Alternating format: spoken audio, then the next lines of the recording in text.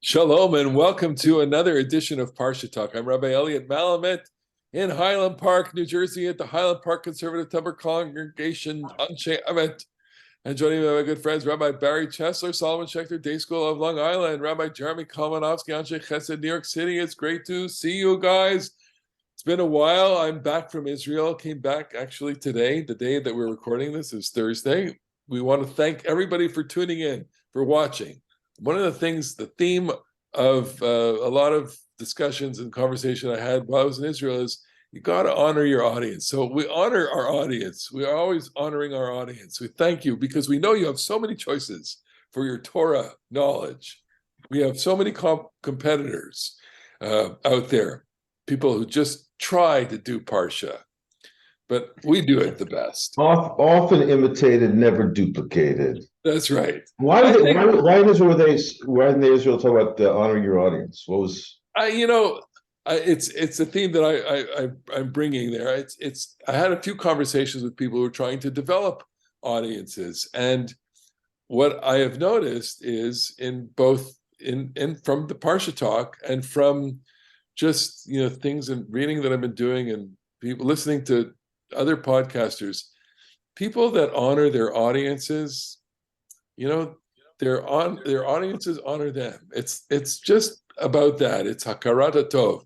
And on a serious note, it's the understanding that the people that are devoted, and we have a couple of hundred people who are watching and listening to us.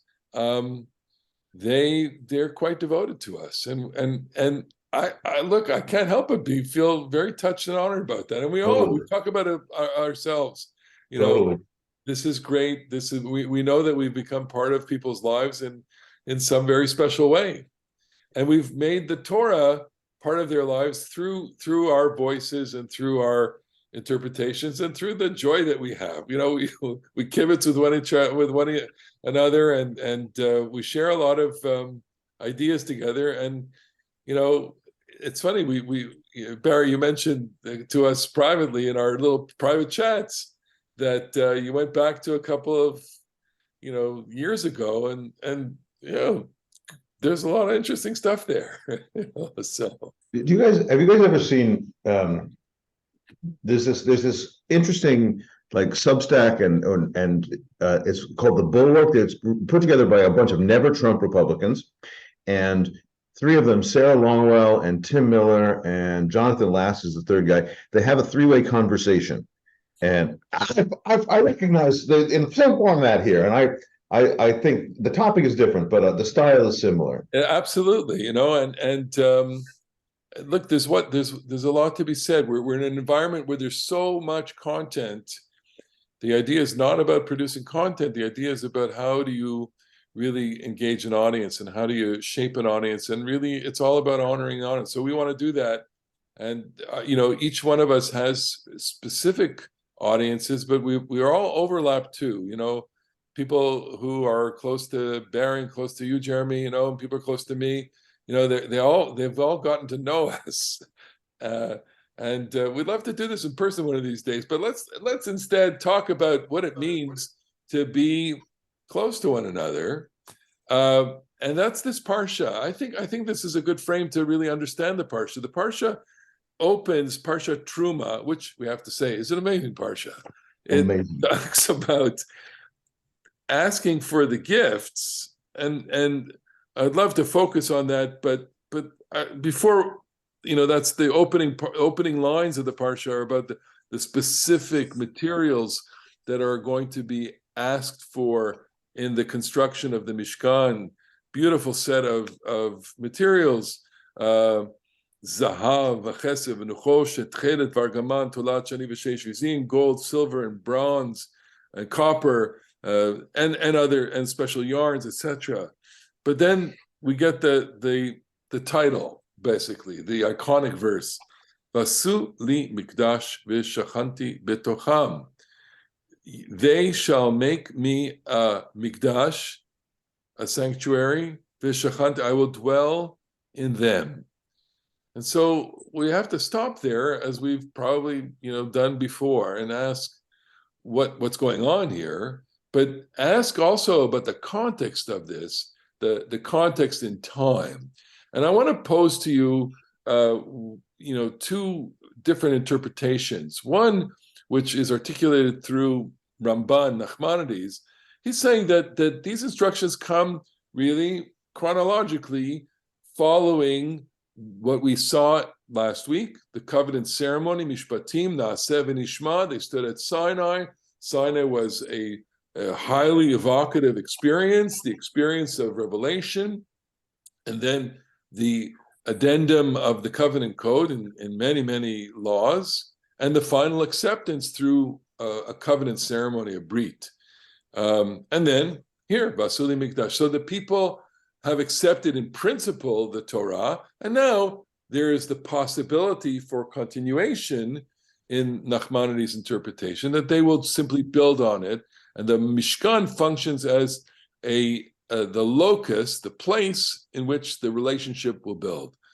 And then you have another interpretation, which is posed by Midrash Tanchuma and many others, who says, no, you have to see this set of instructions coming after the golden calf incident.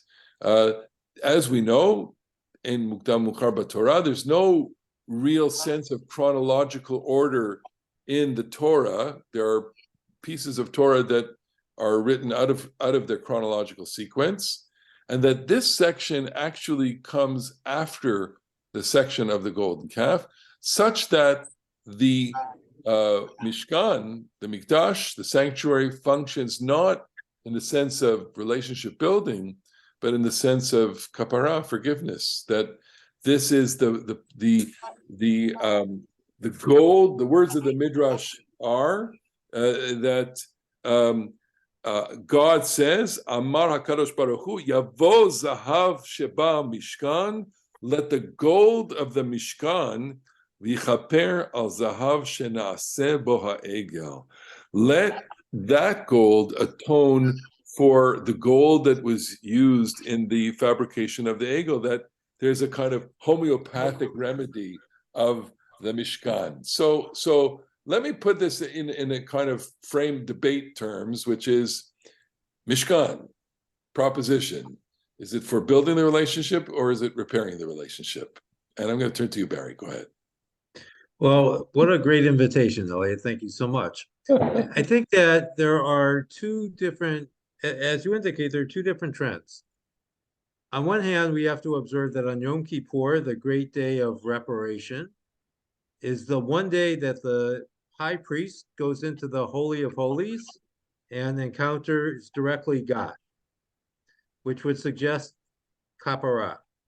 But I'm struck by the verse in our Parsha, which is V'shachanti b'tocham, that the purpose of the sanctuary is so that God will dwell amongst the people, which suggests that it's about relationship building or cultivation, however we might look at it. And, as I mentioned before, when we were talking before the recording, there is something to be said here for the idea that Sinai is a transcendent experience, the idea God is far away, he's on the mountaintop, and the Mishkan is for an imminent experience. And religion requires both. We need God the King, Malkeinu, and God the Father, Avinu, or the parent, since it's 2023. And I think that our religion accepts both. That, in other words, we have a paradox, and rather than choose between one or the other, we take both. And so we have the transcendent God, the immanent God. We have reparation and relationship building. Although today, as we enter the Purim Passover season, I would go with relationship building over kapara. If I can, I will. Right. I agree that we don't have to choose that in the in anything poetic is not just one thing, it's multiple things and has different different harmonics and different valences, so we don't have to choose. But I would phrase the question in a way which I think raises the stakes a little bit, which is what is the purpose of worship? Is worship, or what is the role of worship in the, breach between God and Israel. Is the purpose of worship like fundamental?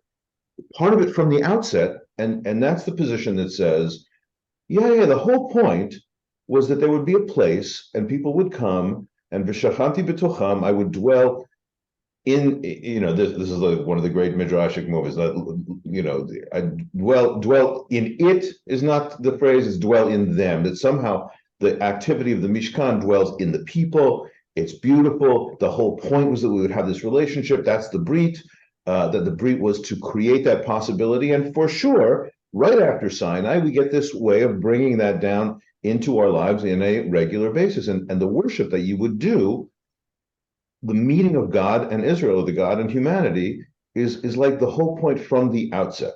And the other way of looking at it, if you want to take the position that the Mishkan was devised in response to this terrible moment of idolatry, then what you end up saying is, actually, there wasn't a plan for worship. And I realize that worship is kind of a concession to the human impulse for idolatry, which is the main point of this religion, which that's, Maimonides would wave that flag. And keeping God up in heaven is really the better thing, but I realize it's risky, so I'm gonna have to bring it down as a concession to your frailty. And that to me is really kind of unappealing. That to me doesn't seem to work on a religious level. So I think I would disagree with you slightly in the sense that it certainly works. I mean, I think people do need to be forgiven. That people need a sense of kapara in their lives when they transgress, when they feel that they have committed sins and failed in other areas and in their relationships or in the relationship with God. Certainly, no relationship can work without forgiveness. We all know that. And certainly the relationship with God can't work without forgiveness. And so the Mishkan has a primary purpose of mediating that sense and providing the instrumentality for what is necessary for that relationship. So what I would ask is a different question, and that is, what is our motivation for a relationship with God? Are we motivated by this need for forgiveness, or are we motivated by need for consecration and celebration? And I think as I get older, I favor the consecration celebration model more than the forgiveness model. It's true that we have to forgive and be forgiven. And, one of the things that's always important to remember in these conversations, that it's far more difficult to forgive than to be forgiven. And most of us want to be forgiven and don't want to forgive. So we have to keep the balance in mind as well. But I think that as I get older, the need for celebration and consecration are much more important than the need for forgiveness. And I don't mean to downplay the need for forgiveness. Granted, as I get older, I also have more need of forgiveness. But it's not the primary motivation. And Jeremy, just in response to what you said, I want to suggest the following, that this verse about V'shachanti b'tocham could be the explanation that's given now for the Mishkan, but that it's possible there was another explanation before the golden calf. We were going to have a Mishkan, but it wasn't so that God will dwell among the people, but for perhaps a different reason. I want to pose another idea, and we may have spoken about this in the past, which is that when you read, for example, Sarna's commentary, JPS commentary, I think it's in Sarna, the scheme of the Mishkan, of which I happen to have an illustration right here, okay? And I got this from the Shorashim store in Old City of Jerusalem by my friend Dov Kempinski, who owns the store.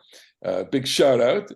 So that the Mishkan basically is the compression of Sinai, making Sinai into a portable Sinai, and that you don't have to go to a mountain all the time for God's revelation, and that serves a purpose, the purpose of relationship building, which I think for you, Barry, you're saying it's the much more dominant modality, the more dominant chord in the relationship is this is about constantly celebrating and bringing the growing the relationship as opposed to the sense of kapara and forgiveness all the time.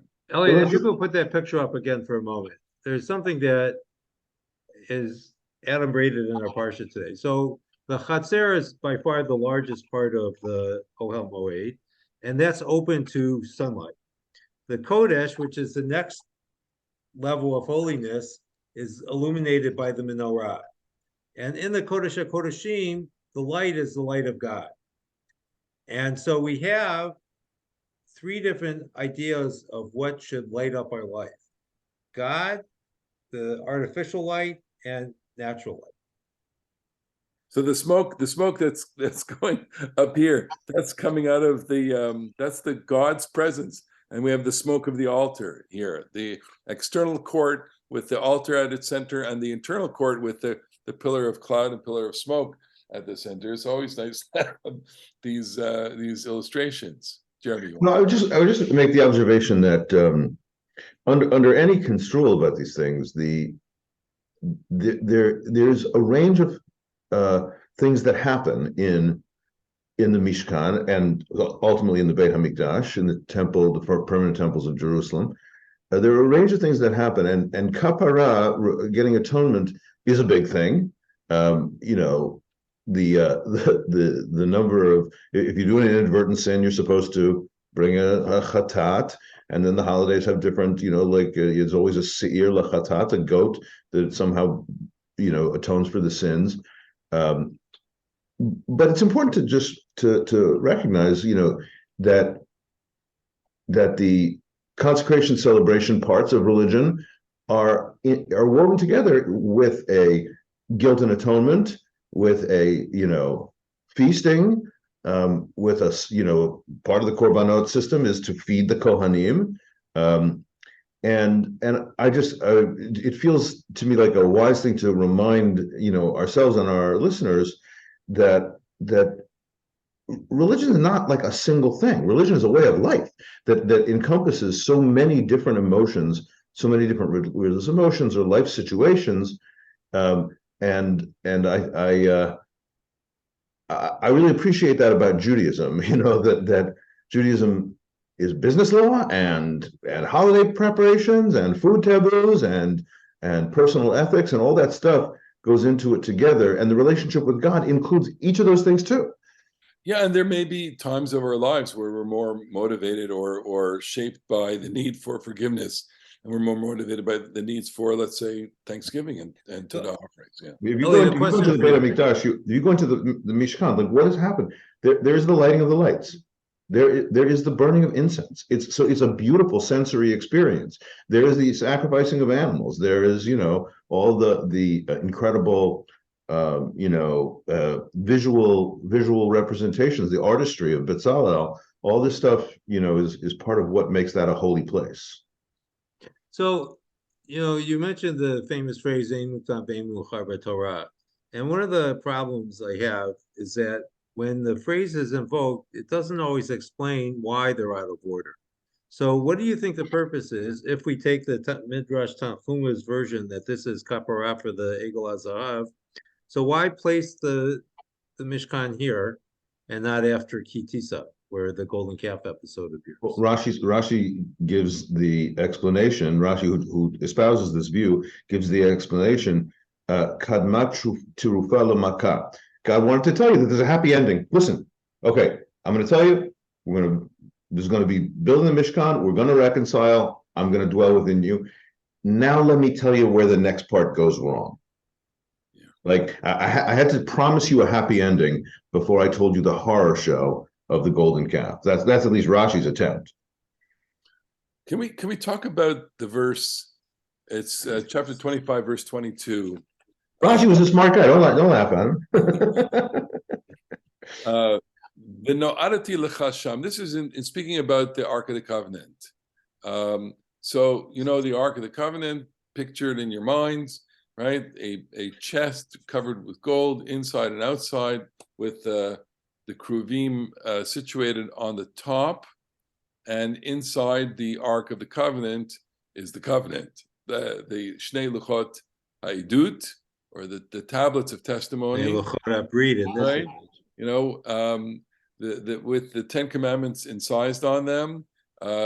Some posit that it's actually 2 copies of the 10 Commandments, not Commandments 1 to 5 and 6 to 10. We talked about that a couple of weeks ago. I think you suggested that a I couple weeks suggested, but ago. I got it from somebody else. Some people say that. Torah.com. V'no'adati lecha sham, v'dibarti itcha me'al hakaporet. I will meet you there. V'no'adati lecha sham. So it's a fascinating idea. That's the place that God will meet you between. So it says, "V'dibarti itcha me'al hakaporet." I will speak to you above the kaporet. And if we weren't convinced that the temple or the Mishkan function for kapara, well, the centerpiece of it is a kaporet. It's an atonement cover. It's a cover. The cover. Mibein shnei kruvim, from between the 2, cherubs. Asher al Aron ha'idut, that is on the ark of the covenant of the testimony. Et kol asher atzaveh otcha el bnei Yisrael. Everything that I command you to the children of Israel. So I want you to unpack that image. We have the ark, yeah, with the tablets of the testimony of the covenant inside, and we have the 2 kruvim facing each other, and God is speaking through them. Why? Why is the covenant? Why is the Ark of the Covenant itself not enough? And exactly, and what does it even mean? That God is speaking. I mean, think about it. You're saying that there's a zone there that is the zone of speaking. I'm in the process. Yeah, well, that makes perfect sense, because the kruvim are okay. I'm going to confess that my image of the kruvim is a combination of what I know of Jewish sources and Raiders of the Lost Ark. There you go. But which is a Jewish source. Steven Spielberg's Jewish, but the kruvim are these, winged beasts at either end of it's a single piece of beaten out metal, and they extend the wings, and the wings kind of meet in the middle. There you go. There we go. I'm sharing the screen that for people who are listening. I'm sharing a screen of a golden box with kruvim here. Okay. And the kruvim function as a throne, as it were the invisible God is seated in that space between, as if this were a chair, the invisible God would be seen there. And so no'adati lecha sham v'dibarti itcha miben hakruvim means that I will be, you won't see me exactly. It's the beauty of the religious beauty, or the depth of the idea, is that it's a throne for the invisible. You won't see me, but I will speak to you from there. I'm putting on here like my cursor on the space between the kruvim, but even as I do that, there's a certain absurdity to that. I mean, and I'm going to close the screen now. The absurdity is that God can be located in a space, and it's almost like saying, I have a kind of, the Amazon Alexa speaker, right? So I actually tried to use it. I had to give it back. Couldn't handle it. Okay. So this is a question: how important are the Shnei Luchot HaBrit? Right. So the way that you've described this is Moses is going to speak to God here in front of the ark, which sort of counters the idea that we have in Sefer Vayikra, which granted we're a few weeks away, where only the high priest is going to go in to the Kodesh HaKodeshim on Yom Kippur. So here we have a sense of Moses speaking regularly with God. But what is the precise function of the tablets of the covenant, which are never seen by anyone? It's the reminder that's inside you. you. But how does it remind anyone? Just that you know that it's there? Exactly. Look, it's almost as if when you walk into a room, you have a piece of text on your doorpost. You have a mezuzah, right? You don't read the mezuzah, you don't read the text every time you walk into a room, but you know it's there, okay? But you can open it up and check it out. Okay, because it's a mezuzah. Right? You can't do that with the ark. Right. Although, are you sure that that's the case? I mean, obviously, we have the idea that the Aron, was carried off to Bavel. Although, if I remember right, there's some rabbinic lore that they hid it away in the Beit Hamikdash and it never went to Bavel. I don't remember. Maybe I'm misremembering that. But is that for sure true that they never cleaned it, that they never checked it out? And we also, just to throw another little beautiful, grace note on that, the idea that the Shnei Luchot are inside the box. Well, so are the broken fragments, right? That Luchot That's the v'shivrei Midrash. Luchot v'shivrei Luchot munachim hayu ba'aron. Both the intact second set and the broken first set. So that's just like so intense. The whole divine communication, the broken divine communication, the remembrance of our success and the remembrance of our failure are at the heart of the temple. Wow, I mean, that's just So I'm awesome. reminded, I had a teacher when I was at Spertus College of Judaica, Rabbi Martin Goldman, who posed the following question: how do you clean out an ark? And you know that an ark in Hebrew is aron, which is also the word for closet. And he said, when you have to clean it, it's just a closet, it's not the ark. And what reminds me of this is that in the picture that you showed, Elliot, there are two poles for which the ark can be carried. Because in the Mishkan, at least, it has to be taken apart every time the people move. And so perhaps they would actually see the ark because everything has to be carried, at least in the image of that the Torah presents for us. But the other thing that I wanted to mention here is that as we go through Parasha Teruma, we come to the realization that they're describing the Mishkan being built from the inside out. Because the very first thing that's being built is the ark, and then the Shulchan and the menorah. And I don't know enough about ancient architecture, but I've seen enough houses being put up to know that you build a house from the outside in. And it seems that what's necessary here is that the first thing is you have to have this relationship with God, because without that, without the ark, there is no Mishkan. This is beautiful because it's of course correct, and then the description at the end of Exodus where they actually do the stuff, it gets done in the sensible order, is that they erect the building and then they put the accoutrements and furniture in. And this way of storytelling that the Torah says, okay, first thing I got to tell you is we're going to build an ark, and that says to the readership, says to the listener, says to us, says to Jews, remember what the point of this whole thing is. The point is not, we need the walls, we need the bars, we need the curtains, we need the hooks on the pillars, the vavei ha'amudim, and the sockets, and the joint on the Rav Bariach that goes through the pole that goes through the middle of the planks. You got to have all that stuff, but the point is the Aron, which carries the tablets, which represent the divine communication to Israel. I'm stuck with the image of that there's a space here, and that it's invisible, and that there's sound coming out of it, that it's v'no'adati l'chasham v'dibarti itcha, that I'm going to speak to you, and that there's no kind of gadget that does this, that you almost have to be so attentive to hear the sound, and that it requires of the individual interacting with the space that degree of attentiveness or attunement to hear it. I want to try this one out on you, because v'no'adati lecha, it's v'no'adati v'dibarti itcha. I'm going to make myself meet you there and speak to you.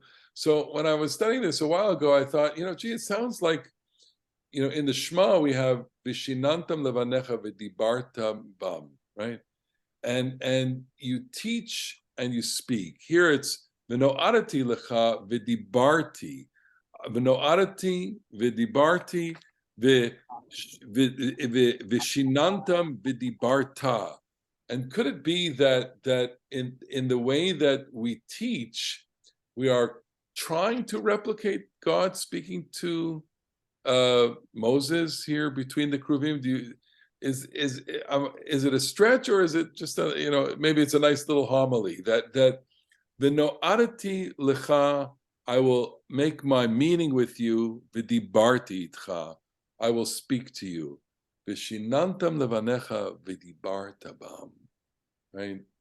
It is homiletical, but it doesn't seem to me a stretch. It seems to me a real expression. I think Professor Alibny wrote that the process of midrash is something like, God has grown silent at the end of the Bible period, and that rabbinic literature, the process of midrash, is in a sense, resisting the silence of God and forcing God to speak. Chaim Volozhin also said this, right? That it's that studying Torah is forcing God's mouth open and making God continue to speak. And so the communication of God to Israel, God to Moshe, is replicated in the process of Torah study whenever Jews do this. That speaks to me a lot. Yeah. So another point. So you keep mentioning this word v'no'adati, and it's easy to hear a similar word to v'no'adati, v'nodati, which we hear for the first time, I think, in Parasha Talk, where God says to Moshe that I did not make myself known to Abraham, Isaac, and Jacob by the name I'm going to reveal to you. And it seems that there's something similar to that, because the experience of God in the space that you described so beautifully, Elliot, is something new for them. Yeah. And so the Israelites haven't seen that before either. Mm-hmm. And, it's enlightening to me that we have these two words that are very close in sound, if not in meaning, that have to do with how we can know God. Yeah. This is all about trying to know God. Again, back to our first discussion, which is the discussion of the purpose of the Mishkan, kapara, or the noadity, the growth of the people, and the sense that people want this intimacy. I was at a lecture in Israel this past week with Aviva Zornberg, a very important scholar, gives a public lecture at the Beit Avichai, and she cited a midrash that talks about citing Shir HaShirim, and it pictures God, as the lover outside, and the text of the midrash basically says, I want you to come from the outside where it's raining, and come into shelter, come into the shelter. And in a sense, the quest here, the spiritual religious quest and the human quest is to bring the divine in. V'shachanti b'tocham then is, and maybe we'll end with this idea, which is it to dwell among you or to dwell in you? To dwell among you, meaning that God will be in a community, or will it be God dwells bitoch in the person? It has to be, forgive me for splitting the difference again, but it has to be both, right? Like if you believe that there's a heart and a soul and a mind, you should believe all those things. Then yes, each person does have an individual relationship with God. But this is Am Yisrael here, and v'nikdashti b'toch b'nei Yisrael, which will show up in Parshat Emor in Leviticus. I will be sanctified amidst the community of Israel. That's why we need a minyan. That's why, if you're going to recite Kiddusha and Kaddish, it has to be b'toch b'nei Yisrael, in the community, requiring the quorum of 10. And so, you have to be attempt to Yuli Mamlechet Kohanim v'Goy Kadosh. You're going to be a kingdom of priests and a holy nation, not just a bunch of individuals, but a unit, a corporate body. So I think that the power of the individual relationship, the betochiot of each person, yes, but it can't overwhelm. And that relates to other conversations that the three of us have had about individual identity and community identity, and it's hard to be a Jew without a sense that you are part of an Am Yisrael, the Jewish people who have its own responsibility. Very. So what I would say is that the Mishkan, the Ohel Moed, is a symbol of a portable religion. So God dwells amongst the people, is how I understand it, and the Ohel Moed goes with the noadity, that God will meet you in the tent of meeting. The Beit HaMikdash, the temple, was meant to be eternal. It was built to last forever, and the fact that Nebuch twice it didn't is, l'tza'arenu, to our sorrow, but I think outside of the divine plan. And that relates to the part about I will be holy and you will make me a sanctuary. And we have these twin impulses in life. We recognize that perhaps the great metaphor of life is a journey, which would go with the Ohel Moed accompanying the people in the wilderness on their wanderings. And our great dream is for eternity, for fixedness. And that's represented by the Beit HaMikdash. And at the end of the day, we lose the Beit HaMikdash twice. The temple is destroyed not once, but twice. But we have this image of the Ohel Moed from our Parsha that we could take with us wherever we go. And indeed we do. We do. And in fact, we could even say that the virtual space is now a holy space. And that's what we've tried to create here. And with our viewers and listeners who are joining us and honoring us, we have created a virtual space of virtual holiness with this. And so for that, we thank you. Thank you for watching and thank you for listening. It's a great pleasure to be with you every week. And we want to say Shabbat Shalom. Shabbat Shalom. Enjoy Shabbat. Enjoy Shabbat Shalom. Shabbat Shalom. See you next week on the next edition of Parasha Talk. Bye-bye.